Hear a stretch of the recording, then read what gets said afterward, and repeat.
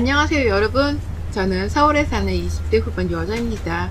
결혼을 1년 반 차를 향해 가고 있는 파릇파릇한 새내기이기도 하고요. 평소에 긴 글을 써본 지가 별로 없어서 조금 긴장이 되지만 경험을 다 녹여내 허심탄회한 사연 하나를 올려보겠습니다. 먼저 잘 부탁드린다는 말씀부터 드리면서 말이죠. 저는 또래 친구들보다 결혼을 훨 일찍 했습니다. 예전에 비해서 이른 나이도 아니었지만 요즘 젊은 친구들에 비하면 분명히 결혼을 일찍 한 케이스였죠. 20대 중반부터 교제하던 남편이랑은 1년도 채 되지 않아 결혼 얘기를 나누기 시작했었어요. 저희 남편이 벌써 30대에 접어들었던 나이였거든요. 남편의 나이에 맞춰서 대화를 나누다 보니 자연스레 결혼 얘기가 빨리 주고받아졌고 양가 부모님께서도 거리낌 없이 결혼에 찬성하면서 그렇게 제가 유부녀가 되었습니다. 결혼이란 게 뭐 대단한 조건이나 단계를 요구하는 줄 알았는데 막상 해보고 나니 정말 별게 없었죠. 눈 깜짝하고 나서 보니 유부녀가 되어 있었으니까요.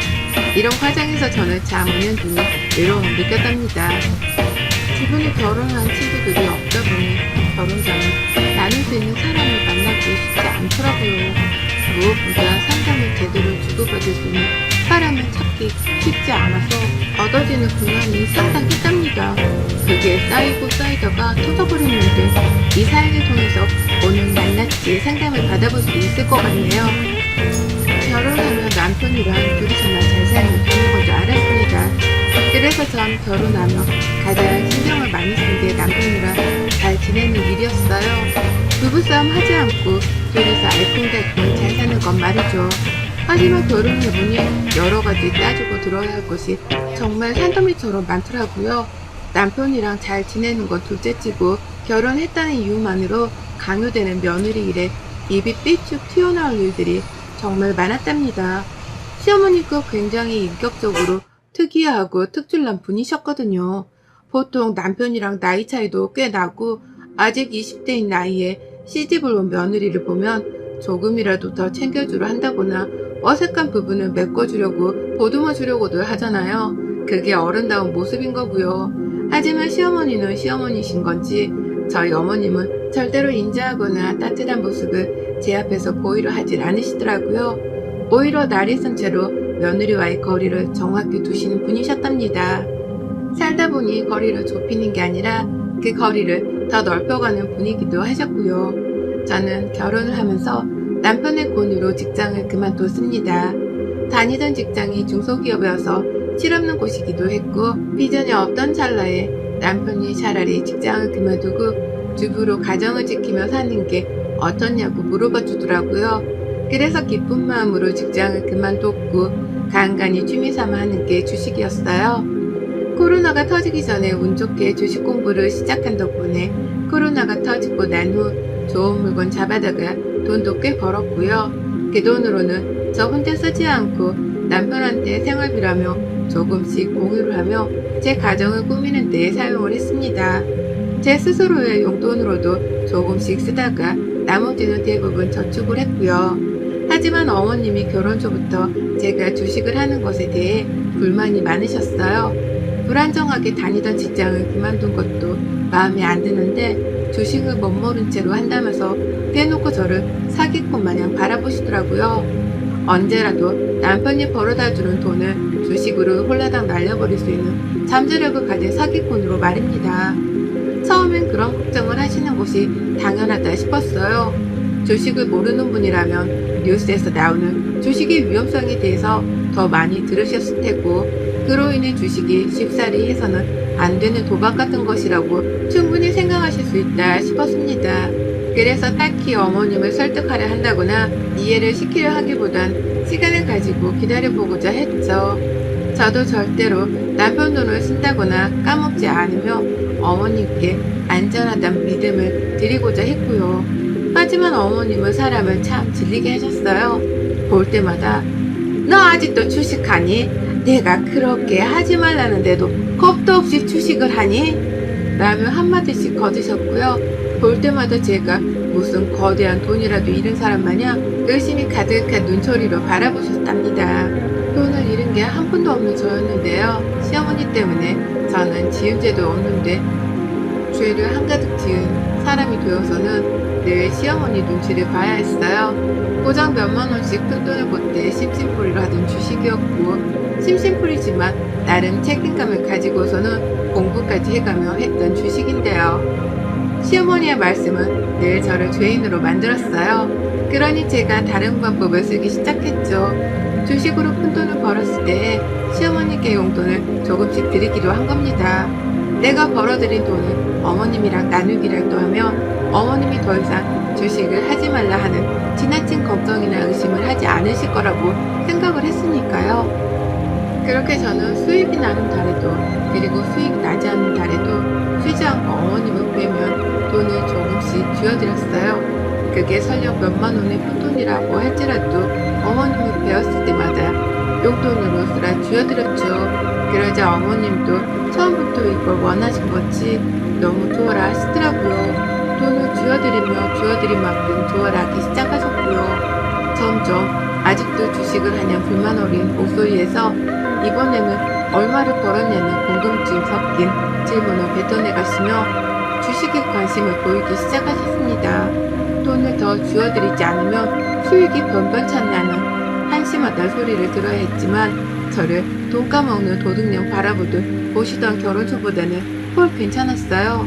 시어머니께로 나가는 돈이 아깝긴 했지만 몇 번 쥐어드리고서는 더는 주식으로 잔소리를 듣지 않아도 된다는 것이 더 좋았기 때문에 상관없었습니다.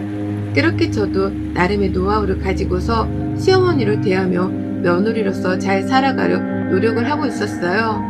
그러다 5달 전 제가 임신을 하게 되며 시어머니의 밑바닥을 제대로 보고야 말았죠. 임신을 하면서부터는 제가 주식을 잘 하지 못했어요. 매번 돈 가지고 신경을 쓰는 것도 못할 짓이었기 때문에 임신한 동안만큼은 뭐라도 좀 쉬어가보고자 했습니다. 그래서 주식도 들여놨던 걸 다 팔아버렸고 아예 태교에만 전념을 하고자 했어요.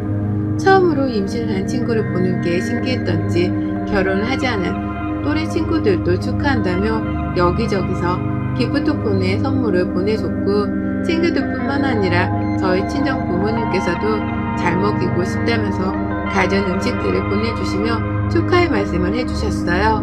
그 덕에 저는 제 돈으로 밖에 나가 장을 보거나 음식을 사 먹은 게 오래되었을 정도로 선물 받은 것들로만 먹고 즐기며 나름 행복한 태교 생활을 보내고 있었습니다. 그런데요, 그런 와중에도 끝까지 축하 인사를 하지 않은 분이 계셨어요. 바로 저희 시어머니셨죠. 제가 직접 임신을 했다는 연락을 드렸을 때에도 임신을 해서 축하한다는 말씀을 하기보다는 너 그럼 주식은 어쩌냐? 라는 말로 주식 걱정부터 하시던 게 시어머니셨답니다. 순간 제 귀를 의심했었죠. 그렇게 주식을 하지 말라고 위험천만한 도박 같은 일을 왜 하는 거냐면서 도둑년마냥 바라보시던 게 시어머니셨는데요. 제가 주식으로 벌은 돈을 조금씩 나눠드리기 시작하면서부터 제 주식 일에 관심을 가지시더니만 이제는 급기야 주식은 어쩌냐며 그 걱정부터 하시더라고요. 뱃속에 애가 들어섰다는데도 말이죠. 뭐 이런 분이 다 있나 싶어서 속으로 엄청 실망스럽기도 하고 어른답지 못한 어머님의 언행에 기도 안 찼습니다. 하지만 그래도 저는 며느리 노릇을 잘 해야 했기에 최대한 갈등이 일어나지 않는 선에서 잘 지내보고자 최선을 다했죠. 어머님이 주식에 대해서 물어보면 잠시 쉬는 것뿐이라고 이해를 시켜드리려 했고요. 우리 아이가 잘 크고 있냐는 질문 대신 주식은 언제 다시 시작하냐는 궁금증부터 쏟아냈을 때에도 조금만 기다려달란 말씀을 드리는 걸로 스스로를 위로했습니다. 오죽했으면 남편조차도 자기 엄마가 말이 좀 차갑다는 말로 저를 위로시키려 했을까요? 하지만 여기서 문제가 끝인 게 아니었어요. 말로만 주식 얘기를 꺼내고 불안해하신다면 제가 그냥 어머님 말씀을 한 귀로 듣고 한 귀로 흘리고 말면 그만이었는데요. 문제는 어머님이 직접적으로 저에게 금전적인 피해를 주기 시작하셨다는 겁니다. 아주 자연스럽게 제 지갑에서 돈을 털어가시더라고요. 그리고는 그 돈으로 만난 것들을 사드시며 본인 사리사욕을 채우려 하셨고요. 하루는 어머님이 답답하니까 밖에서 보자고 하시면서 저를 밖으로 불러내신 적이 있었습니다. 평소에 왕래를 해봤자 저희 부부가 시댁으로 찾아간다거나 어쩌다 시부모님이 함께 저희 집으로 오셔서 밥을 먹는 게 전부였었는지라 나름 신기했어요. 왜 나를 밖에서 만나자고 불러내시는 건가 싶기도 했고, 당연히 임신한 며느리한테 맛있는 거라도 하나 사 먹이려고 부르시는 건가 싶어서 기쁜 마음으로 밖을 나갔습니다. 그렇게 어머님이 장소까지 찍어서 보내주신 식당으로 찾아갔고요. 가보니 돼지고기를 파는 음식점이었는데요. 그날 저는 시어머니께 보기 좋게 돼지고기를 사드리기만 했답니다. 임신 초기라 입덧 때문에 식당 안으로 들어가는 것도 고역이더라고요. 밖에서 어머님을 붙잡고서는 냄새 때문에 들어가지를 못하겠다는 말까지 하면서 매달렸지만 어머님은 식당 안에 있는 방까지 예약을 하셔서는 저를 데리고 들어가셨어요. 단둘이서 최소 8인 정도가 앉을 수 있는 방 안에 들어가 돼지고기를 구워 먹는데 정말 눈물이 나더라고요. 나를 이렇게까지 데리고 들어오고 싶으셨을까 해서 말이죠. 하지만 그렇게라도 저한테 돼지고기를 사먹이고 싶어서 그러시는 거라고 생각을 하고는 끝까지 자리를 지키고 앉아 있었습니다. 돼지고기를 잘 먹지 못했는데도 억지로 한두 점씩을 입안에 넣어가면서 시어머니 곁에 있었더니만 결과는 참혹했네요. 어머님이 결제를 하려 하지 않으신 걸로도 모자라 아예 나오면서도 교통카드 말고는 지갑 자체를 들고 나오지도 않으셨더라고요. 며느리를 돼지고기 파는 식당 앞까지 불러놓고는 지갑조차 일부러 교통카드 말고는 챙겨 나오질 않았다는 사실에 기가 막혔습니다. 그리고는 제 카드로 시어머니 혼자서 거의 다 드신 그 돼지고기 값을 계산하는 순간 이 찌질하고도 못난 시어머니를 다신 꼴도 보기 싫더라고요. 뭐 이런 아줌마가 다 있나 싶어 말이죠. 그렇게 한번 당하고 난 후 남편한테 이 일에 대해서 말을 했더니만 남편도 민망스럽고 창피한지 고개를 못 들더라고요. 자기 엄마가 임신한 며느리를 불러내서는 얻어먹기만 하고 보냈던 사실이 끔찍스러웠던지 급기야 남편이 돼지고기 값을 대신 대주겠다며 얼마를 계산했는지 물어보기까지 했답니다. 저는 그냥 기부를 한 셈 치겠다며 남편에게서는 그 돈을 받지 않았고요. 다만 시어머니를 향해 조심해야겠다는 주의 정도는 제대로 했었네요. 그런데 그렇게 주의하고 당부를 했다고 생각을 했던 제가 시어머니의 농간에 또 당해버리고 말았답니다. 임신 초보다 적어도 배가 아주 조금은 더 불러 나왔고요. 한동안 연락을 주고받지도 않고 지내던 시어머니셨는데 또 연락이 먼저 오셨어요. 그런데 이번에는 웬일로 임산부인 저희 안부를 챙겨 물으시더니만 자신이 밖에서 밥을 한 끼 사주고 싶다는 말을 또박또박하게 하시면서 저를 불러내신 거예요. 뭐 사줄까? 라고 물으시면서 말입니다. 시어머니가 드디어 나한테 밥이라도 한 끼 사주시라는 건가 싶어 정말 감개무량했습니다. 이번에 본인 스스로 사주겠다는 말을 하며 저를 밖으로 불러내려 하시는 모습에 한 채 의심도 하질 않았네요. 그렇게 저는 시어머니께 당한 게 있었음에도 불구하고 그 어떤 의심도 하질 않은 채 보기 좋게 어머님이 불러내신 장소까지 따라 나갔어요. 가보니 이번엔 소고기를 파는 식당이더라고요. 퓨전인지 뭔지 거칠에도 화려하게 해놓은 고급스러워 보이는 한우 식당 말입니다. 그리고 전 그 자리에서 시어머니 한 사람뿐만이 아니라 시어머니 동네 친구라는 처음 보는 아줌마까지 만나야 했답니다. 웬 처음 보는 분이 시어머니 옆에 계셔서 누구신가 했는데 어머님이 자기 옆집 사는 분이라면서 아줌마 소개를 해주시더라고요. 그래서 인사를 드렸고 같이 식당에 합석을 했는데요. 이상한 만큼 기분이 별로더라고요. 식당 안에서 먹고 있는 꼴이 딱 얼마 전 시어머니께 돼지고기를 사드려야 했던 그날과 비슷했던 겁니다. 저도 막 입덧이 조금씩 가라앉고 있는 중이어서 소고기를 먹을 수 있었어요. 그래서 그 자리에서 적어도 제 몫으로 1인분 정도를 먹었던 것 같은데요. 시어머니랑 시어머니 친구라는 분께서 너무 전투적으로 소고기를 드시더라고요.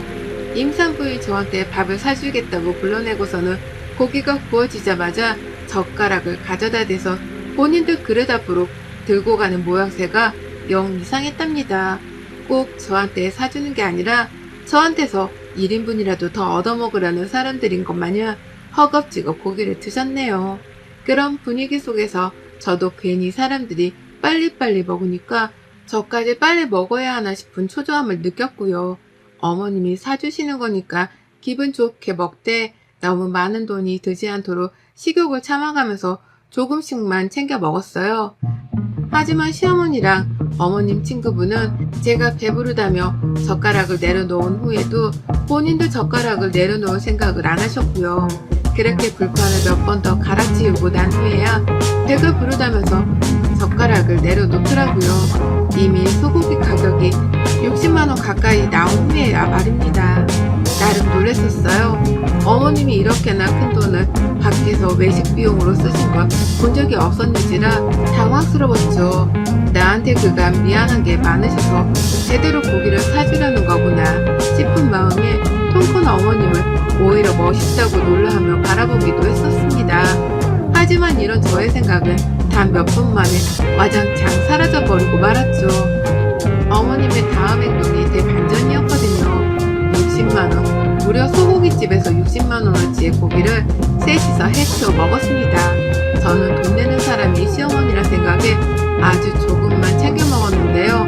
나머지 그 몇십만원어치의 소고기를 두 분이서 와글자글 해치워 드시더니만 글쎄 어머님이 계산서를 저한테 주시는 게 아니겠어요? 너무나 자연스럽게 말입니다. 그래서 전 그냥 저한테 얼마치를 먹었는지에 대해서 알려주려고 계산서를 주신 줄 알았습니다.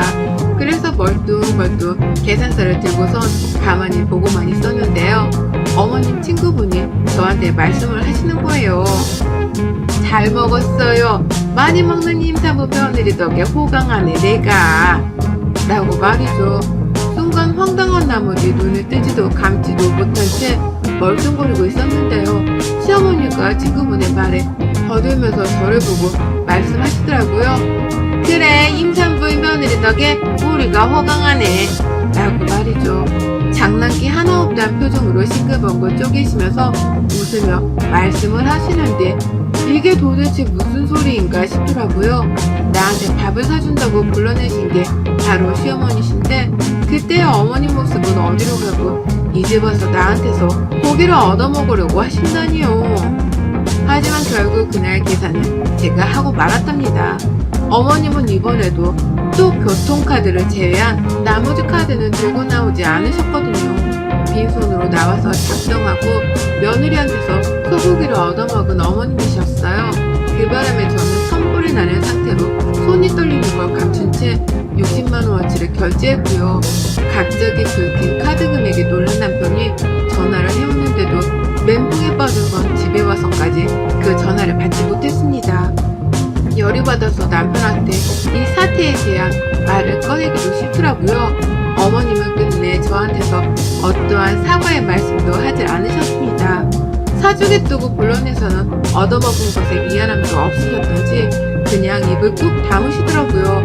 그리고 전 무려 일주일 가까이나 이 일에 대해서 큰 회의감을 느낀 채 분노만 내보이다가 결국 복수를 다짐했죠. 한 번도 아니고 무려 두 번이나 내 지갑에서 고의적으로 카드를 꺼내게 만든 시어머니의 만행을 어떻게든 홍보형 내줘야겠다 싶었던 겁니다. 그냥 홀몸도 아니고 임신한 며느리인데 집에서 쉬라고 내버려두기는커녕 자기 입에 들어갈 고기를 채워보겠다면서 밖으로 불러낸 시어머니의 생각 자체를 아주 컨트롤해줘야겠다 싶었죠. 임신한 며느리한테는 끝내 한 번에 베품조차 나누질 않는 시어머니를 이번 참에 며느리인 제 손으로 가르쳐 드리겠다고 말입니다. 그렇게 저는 일주일 만에 시어머니를 또다시 불러냈습니다.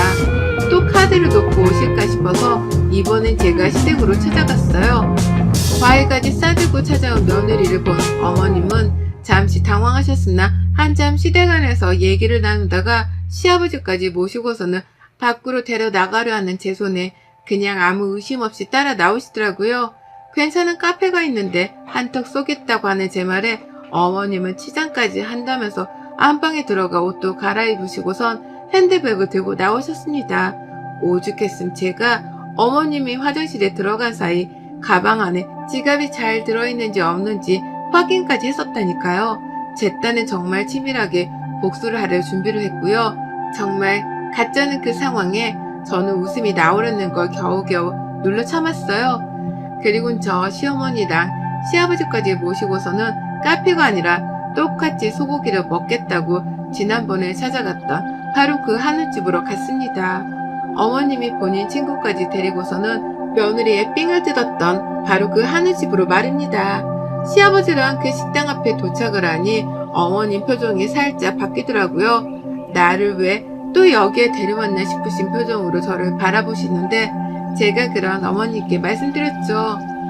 제가 또 사드려야죠 라고 말입니다. 그러자 어머님도 이내 당황하시던 표정이 평안하게 풀리셨고요. 그렇게 저는 시부모님을 모두 다 모시고선 식당 안으로 들어갔어요. 그리고는 차오르는 식욕이 왕성한 임산부답게 소고기를 정말 양껏 주문했답니다. 제 몫의 고기를 먹는 걸로도 모자라 시아버지께도 더 드시라고 며느리가 사는 거니까 많이 드시라 소리를 해가면서 몇 인분이고 더 드시라며 부추겼고요. 시어머니는 제가 더 시키란 말도 안 했는데 이미 전처럼 자기 혼자 삐를 받아서는 마구마구 고기를 주문하시더라고요. 그렇게 저희는 남자이신 시아버지의 몫이 더해져서는 이번에 무려 100만원어치의 소고기를 주문했답니다.